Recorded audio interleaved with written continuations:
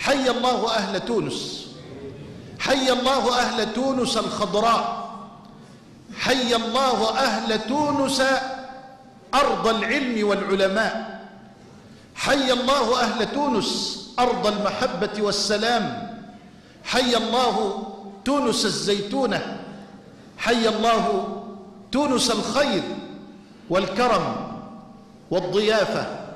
أشهد الله أني ما جئت إليكم إلا لأني أحبكم في الله،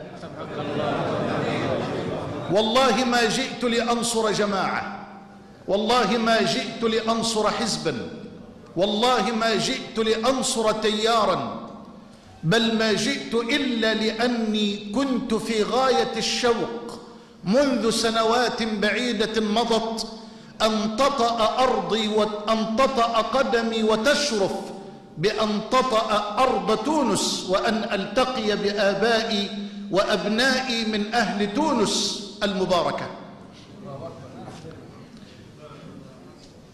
أنا أعتذر غاية الاعتذار أن يذكر اسمي إلى جوار اسم الإمام مالك، فأنا لا أساوي حبة رمل يطأها الإمام مالك. تكبير!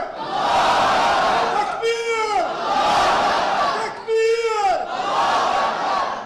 بل وإذا ذكر الإمام مالك وهو شيخ الإمام الشافعي الذي هو شيخ أحمد،